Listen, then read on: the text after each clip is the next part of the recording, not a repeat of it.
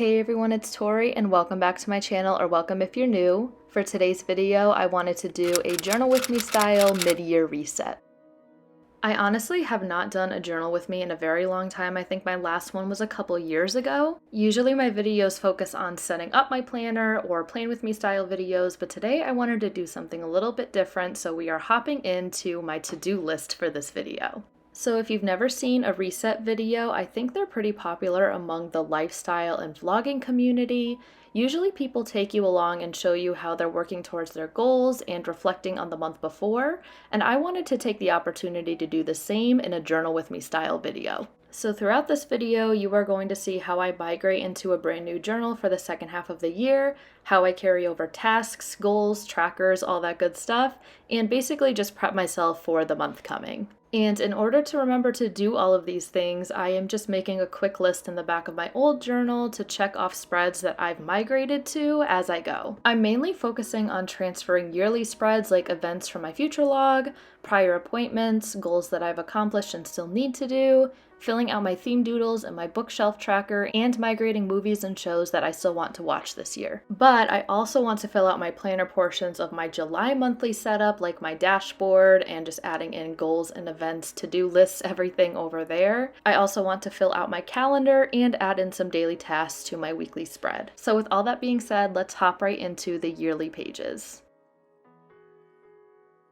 So I'm just searching for my future log in both of my journals from this year, and by the way, if you haven't seen my migration spreads for my brand new beautiful yellow Archer and Olive bullet journal, I will have that video linked in the cards and down below.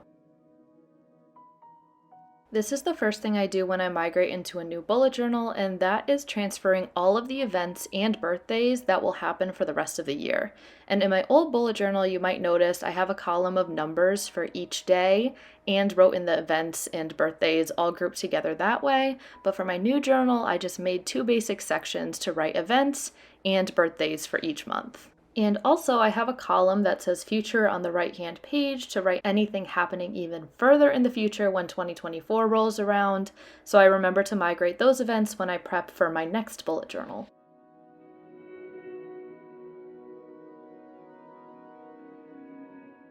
So now it's time to move on to appointments that are happening for the second half of the year, and the way I do this is I only write the last appointment I had in my newest bullet journal because that's really the most important, so I know when to make my next appointment if I need one. So like for example, for my nail appointments, I don't need to write every single time I got my nails done in the past year, just the last time I went, so I know I need to make another appointment within the next couple weeks. As for my goal check-in for the second half of the year, I split this up into goals I've already accomplished at the top and goals I still need to do at the bottom.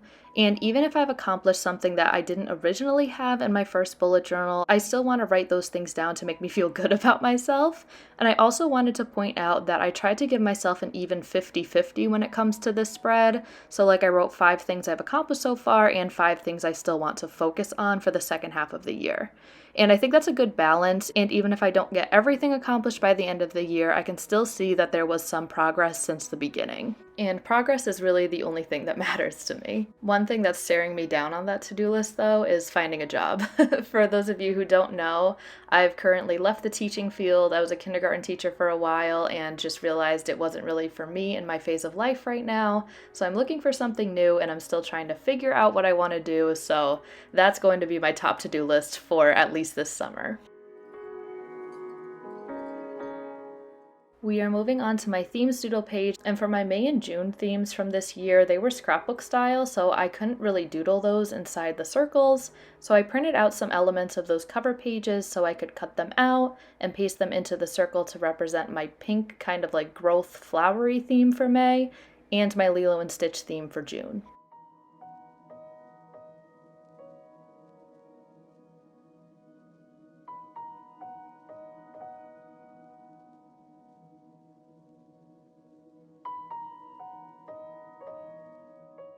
My other themes this year were more doodle heavy, so I just penciled in elements for each monthly theme in the corresponding circles. January was a cozy winter theme, so I have this little mitten. February was a we go together like theme, so I doodled peanut butter and jelly, which was on that month's cover page. March was a dinosaur theme, but I also had a bunch of the Monstera leaves throughout these spreads, and that's honestly easier to draw than getting a dinosaur to fit in this tiny circle, so that's what I chose to doodle there. April was a How I Met Your Mother theme, and I didn't love the yellow umbrella doodle in my first journal, so I drew it a little bit differently this time around.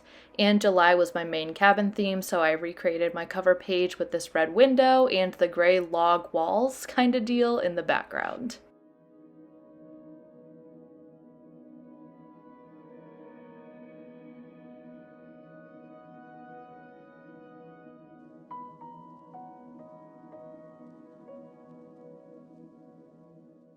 For my Monstera leaf doodle, I didn't think the color quite matched my first theme doodles page, so I cut out another circle from a scrap piece of dot grid paper to cover it up and try another color from March's color palette to kind of see if that made a difference, but honestly, it was a whole lot darker, and even though I referenced the planning pages, I think I must have put the wrong marker shades down for that month.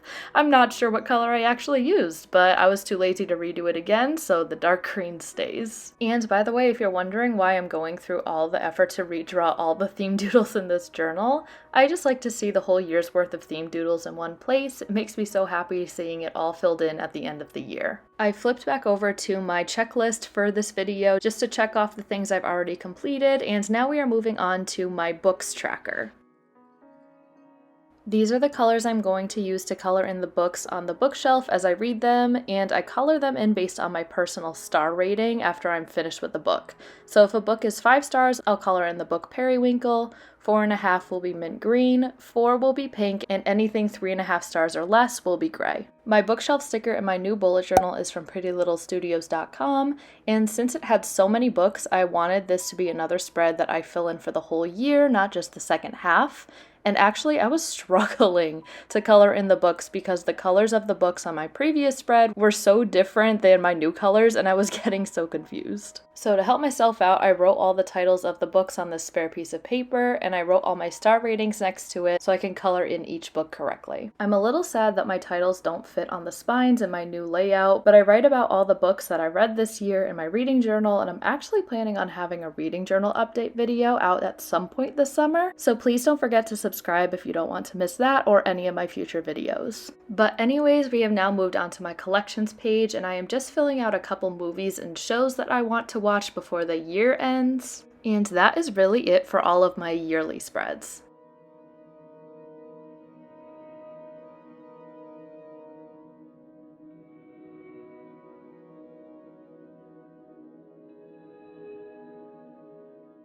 After checking off some more tasks in my to-do list, I am now flipping over to my monthly setup for July. Over here is where I will put all my events and birthdays from my future log in my previous journal, and I'm also going to write a couple goals that I want to accomplish this month in my little focus section at the bottom.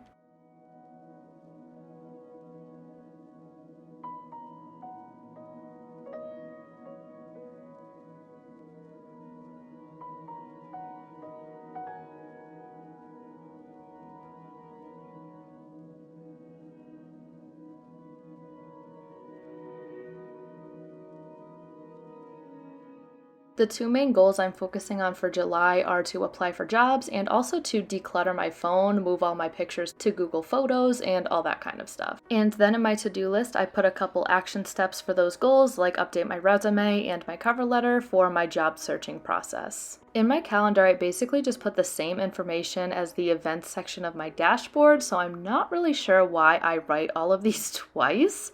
But at least it's more apt to stick in my brain, and I'll remember certain events going on this month and to text people on their birthdays. In June, I put little presents in my calendar to symbolize that there's a birthday on that day, and I put the person's actual name in my events column, so maybe I'll do that instead next month. We've now just got one thing left on our to-do list, and that is updating my weekly spread, so I'm just adding in a couple more daily tasks into today's box, and that is pretty much it for updating all of my spreads. If you liked this reset journal with me style video, please let me know in the comments if you want to see these monthly or every so often, and if you want to see any more like little bits of vlog footage like my trail walk with my dog that I had in the beginning of this video, please let me know what you want to see from me on this channel.